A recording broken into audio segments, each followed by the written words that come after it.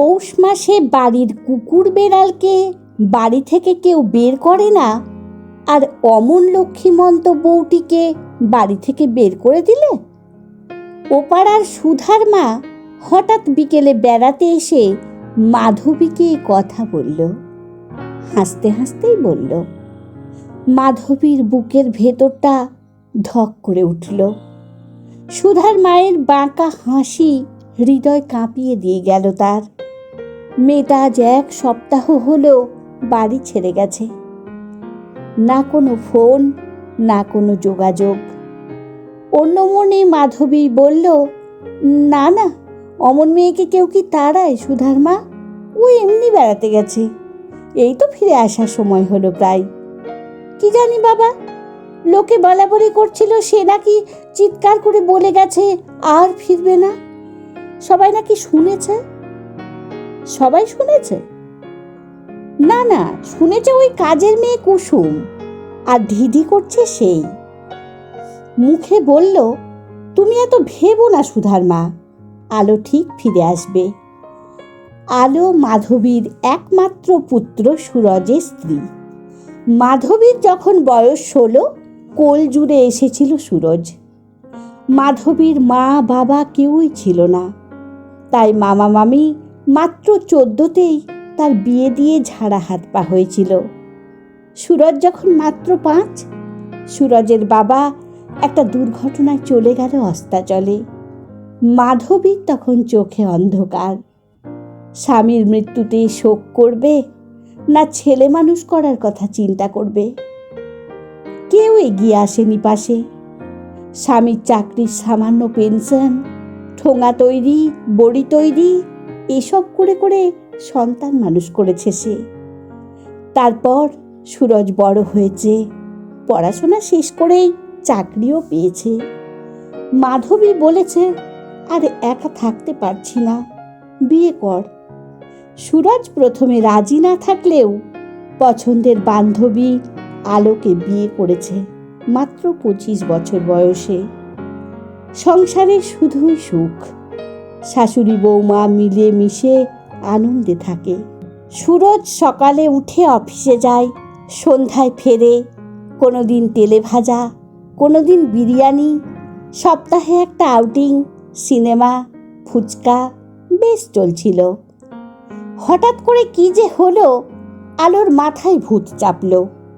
ও একদিন স্বপ্নে মাধবীকে কনের সাজে দেখল, আর সেই থেকেই শুরু হলো বায়না, মা তোমায় আমি আমার এই স্বপ্নের সাজে দেখতে চাই। মাধবী তো অবাক, সুরজও অবাক। রাত্রিতে সুরজ আলোর কাঁধে হাত রেখে বলল, তুই ভুল করছিস আলো, মা এসবে অভ্যস্ত নয়, মায়ের বয়স হয়েছে। আলো ফুঁসে উঠেছে, 42 ইজ এ বয়স।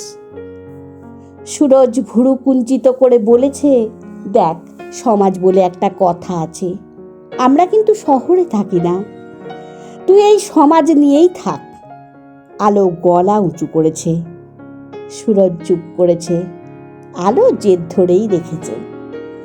মাধবীকে বুঝিয়েছে 42 বছর শেষ হওয়ার বয়স নয়। সুরজের প্রমোশন হয়েছে, 2 দিন পরে সুরজের সঙ্গে আলো বিদেশ চলে যাবে। তখন মাধবী থাকবে কেমন করে? আলো মাধবীর জন্য বেনারসি কিনেছে, গয়না কিনেছে, গুছিয়ে রেখেছে ঘরে। হাসতে হাসতে বলেছে, যাক বাবা, এবার বর পছন্দ হলেই হলো। মাধবী জোর গলায় বলেছে, পাগল হয়েছিস তুই? কোনো দিন তোর পাগলামি আমি কিন্তু মানব না। আলো চিৎকার করেছে, বেশ, যতদিন না রাজি হচ্ছ আমিও ফিরব না। আলো চলে যাওয়ার পরে বাড়িটা একেবারে অন্ধকার।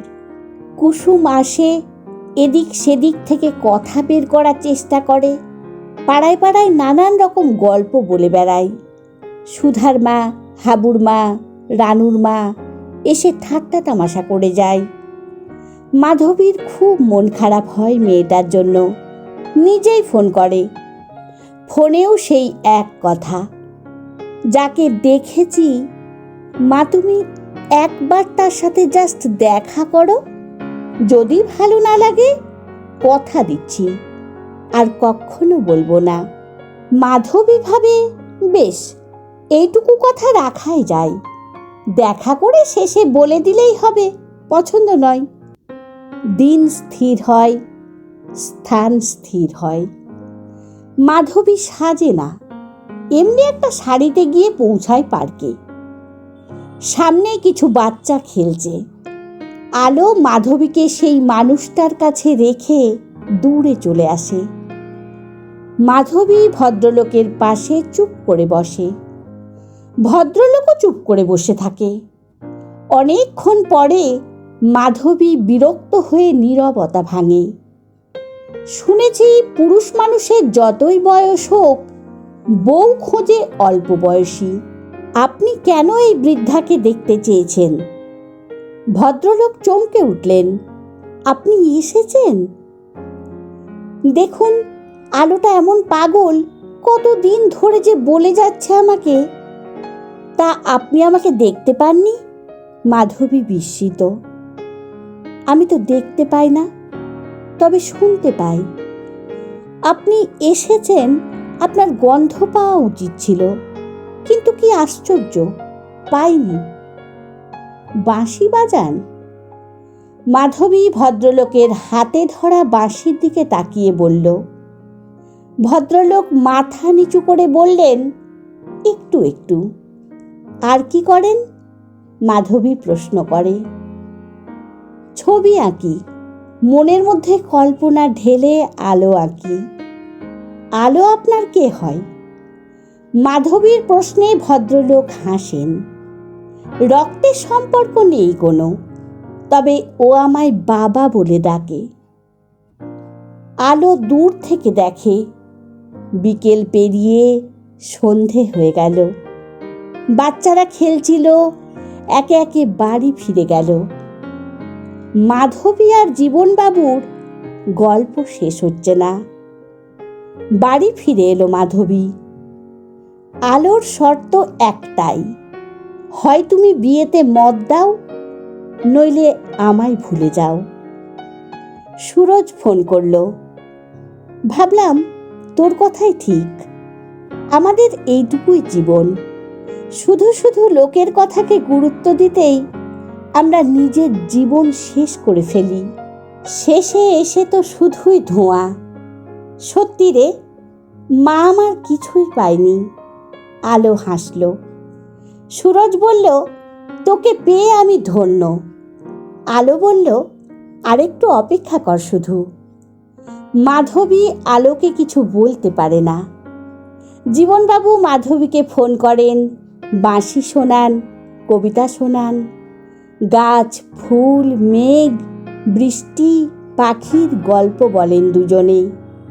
মাধবীর রান্না পুড়ে যায়। কুসুমের মুখ থেকে পাড়ায় রটে, শোনো শোনো কথা, মাধবী মাসি বুড়ো বয়সে প্রেমে পড়েছে।